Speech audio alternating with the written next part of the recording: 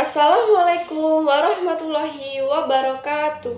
Tabipun, perkenalkan nama saya Amanda Suryawidiati dengan NPM 20530532020. Di sini saya dari kelas 5A Prodi PGSD Universitas Lampung.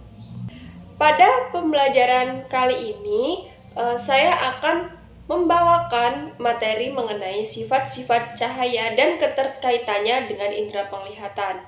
Nah, adapun topik yang dibahas mengenai judul tersebut yaitu yang pertama, cahaya dapat menembus benda bening.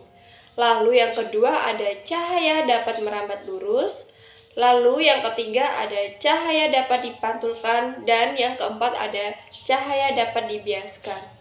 Dalam video kali ini, saya akan menjelaskan materi dan juga sekaligus mempraktikkan dalam kehidupan sehari-hari. Baiklah, langsung saja kita memasuki materi sifat-sifat cahaya dan keterkaitannya dengan indera penglihatan. Berdasarkan sumbernya, cahaya dapat dibedakan menjadi dua macam, yaitu yang pertama, cahaya yang berasal dari benda itu sendiri, seperti matahari, senter, lilin, dan juga lampu. Lalu yang kedua ada cahaya yang memancar dari benda akibat pantulan cahaya pada permukaan benda tersebut dari sumber cahaya. Misalnya nih, jika kita melihat benda berwarna biru, artinya benda tersebut memantulkan cahaya berwarna biru. Berdasarkan dapat dan tidaknya benda memancarkan cahaya, benda dikelompokkan menjadi dua, yaitu benda sumber cahaya dan benda gelap. Benda sumber cahaya dapat memancarkan cahaya. Contoh benda dari sumber cahaya yaitu ada matahari, lampu, dan nyala api. Sementara itu, benda gelap tidak dapat memancarkan cahaya. Contoh benda gelap yaitu ada batu, kayu, dan kertas.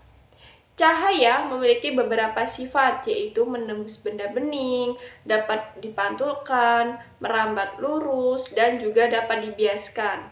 Untuk lebih jelasnya, simak pembahasan sifat-sifat cahaya berikut ini ya.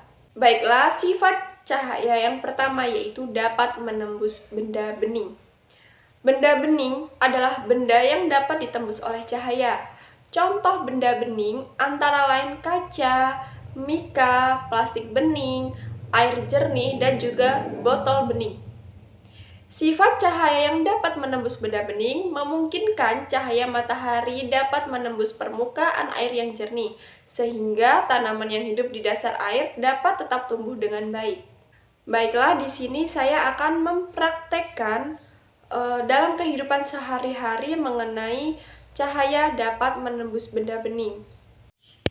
Pada percobaan pertama, kita akan membuktikan bahwa cahaya dapat menembus benda bening.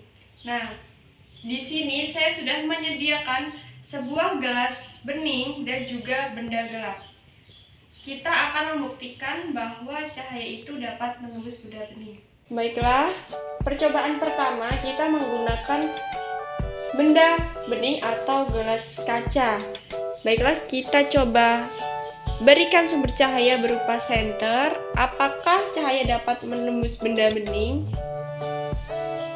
Nah, sifat cahaya yang dapat menembus benda bening memungkinkan cahaya matahari atau cahaya senter dapat menembus permukaan gelas kaca yang bening. Akan tampak seperti ini.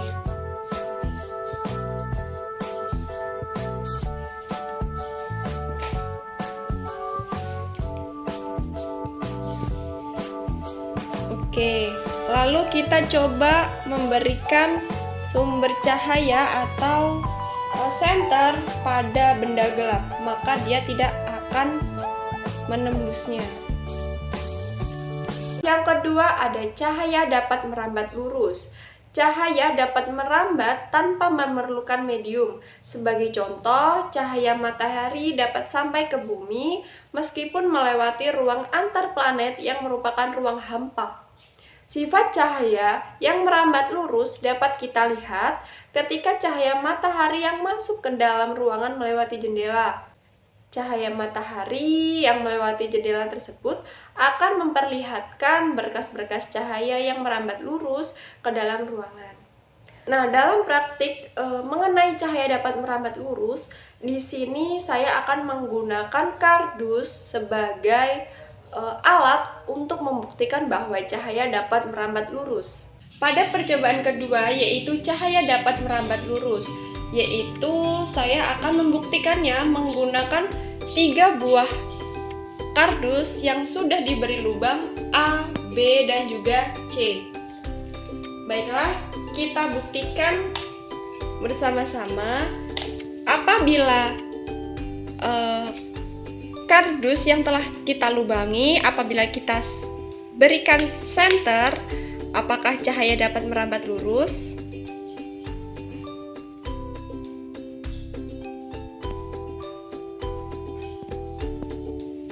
Nah, kegiatan yang dapat membuktikan bahwa cahaya merambat lurus yaitu dengan menggunakan kardus yang telah diberi lubang seperti ini. Ketika lubang kardus ini disusun lurus, kita dapat melihat cahaya senter. Ketika lubang karton tersebut disusun lurus, kita dapat melihat cahaya senter. Namun, apabila salah satu kardus kita geser dan tidak ada lubang, kita tidak bisa melihat cahaya senter lagi. Baiklah, materi selanjutnya yaitu yang ketiga, cahaya dapat dipantulkan. Pemantulan atau pencerminan adalah proses terpancarnya kembali cahaya dari permukaan benda yang terkena cahaya. Untuk lebih jelasnya, saya akan mencontohkan atau mempraktekkan bagaimana cahaya itu dapat dipantulkan melalui sebuah benda cermin. Nah, pada percobaan ketiga yaitu cahaya dapat dipantulkan. Sudah kita katakan tadi bahwa pemantulan atau pencerminan adalah proses terpancarnya kembali cahaya dari permukaan benda yang terkena cahaya. Lalu di sini saya akan membuktikannya dengan 2 buah cermin datar, yaitu cermin merupakan benda yang dapat memantulkan cahaya paling sempurna. Maka dari itu, pada pembuktian kali ini saya menggunakan 2 buah cermin. Baiklah, langsung saja. Ketika kita berikan sumber cahaya lampu senter pada sebuah cermin, maka ia akan memantul pada cermin sebaliknya. Nah, materi yang terakhir mengenai sifat-sifat cahaya dan keterkaitannya dalam indera penglihatan, yaitu adalah cahaya dapat dibiaskan.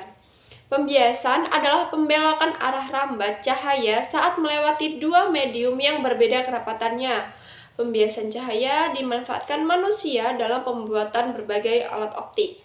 Untuk lebih jelasnya mengenai cahaya dapat dibiaskan, saya akan menguji coba atau mempraktikkan mengenai cahaya dapat dibiaskan. Pada percobaan keempat, yaitu cahaya dapat dibiaskan, sudah kita katakan bahwa pembiasan adalah pembelokan arah rambat cahaya saat melewati 2 medium yang berbeda kerapatannya. Pada pembuktian kali ini, saya akan menggunakan sebuah gelas yang diisi air, maka kita celupkan sebuah pena. Apakah kita melihat bahwa pena tersebut akan terlihat seolah-olah patah atau bengkok?